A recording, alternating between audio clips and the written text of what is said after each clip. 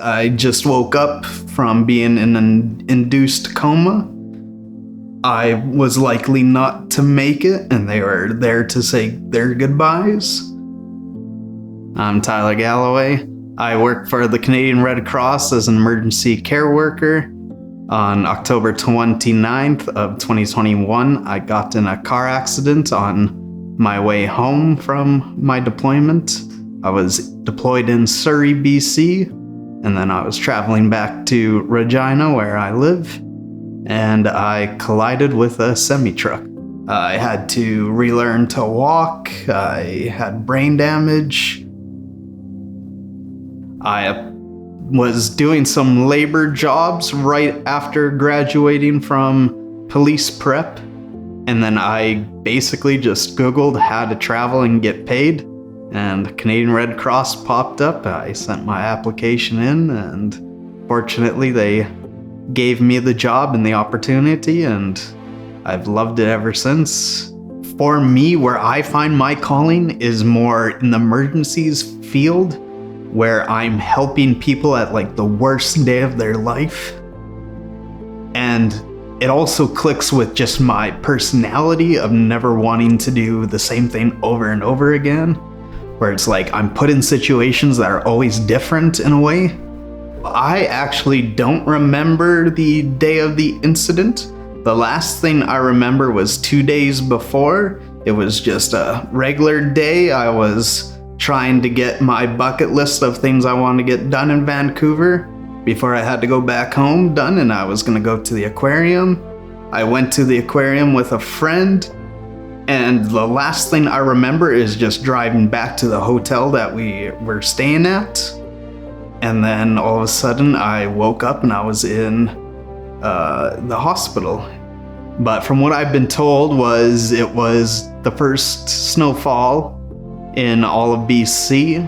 And so right there tells you that the road conditions aren't the greatest, but of course I had my summer tires on too, so that plays a factor into all that happened.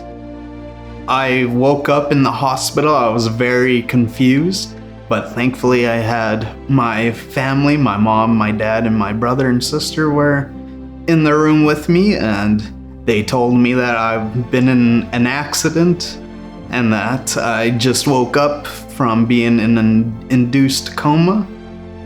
I was likely not to make it, and they were there to say their goodbyes. And then even talking to doctors, they said I made a sporadic and unexpected recovery. And so I think that was very positive. And then I think it just in total put the value of life and what we have right now into our whole family, and just be thankful that we're here. So my injuries themselves, I guess, would be traumatic brain injury is the very big one. I have some double vision in my left eye here. The far digits of like my ankles and my wrists and stuff, I still am pretty limited in what I can do. But then also we're kind of just picking up pieces as we go with the healing process, because I have shoulder injury that I just had surgery for, and we never really discovered that until about June. The way my brain even processes what to say in a sentence is very much different, where it's like I'll just forget words and what they mean, or I'll say a word that isn't related whatsoever, and I would be 100% confident that it's the right word. And to somebody else, it would make absolutely no sense, but I'm just sitting here loving life and just going with it. Recovery, it still is, has been a tremendously long and patient process. Kind of reflecting in the hospital, it was more frustrating because it's like I got all these new issues that I'm not used to. I can no longer walk. I can't You know, even like talking the stories I've told, I don't even remember half the time in the hospital itself. So it's like the stories of people saying whatever rants or tangents I went off that just made absolutely no sense. It has been quite a ride. I was released and living with my mom, but I was still kind of having to constantly grab walls while I was walking and kind of just using supports where I can, and also just being careful with where I was walking. I can walk pretty normally, not as fast, as I still have some weird nerve feelings in my leg, so I kind of walk with a limp. But it's definitely not where it was, but that's not really to be expected. And from what I've been told, the feet and fingers are the longest ways for nerve damage or any communication healing to happen from the brain to the nerves. It's gonna be a long process, but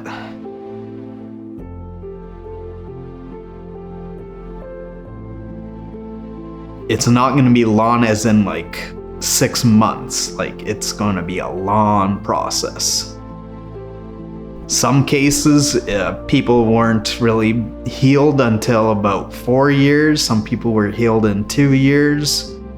Some people aren't healed ever. They just have to make adaptations in how they're living. For me, myself, it is paramount that people pay attention more when they're driving. I do see a lot of people that are still texting and stuff, but also the advice I would give is just to have awareness. You know, everyone is important. Like, you are a big piece in the world. Your presence is tremendous. And just the amount of support I've received from the community alone in the GoFundMe,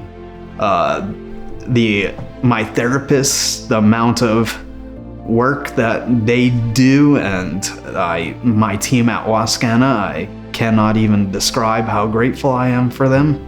My WCB contact, Cindy, like, she is a tremendous person, and just the amount of support I feel. But also just recognizing that, you know, these people don't have to be giving me support, but yet they are. And, you know, just waking up every day next to my girlfriend and how willing and supportive she's been has been, I can't thank it, really. Like, it has been, I can't even describe it. It's tremendous.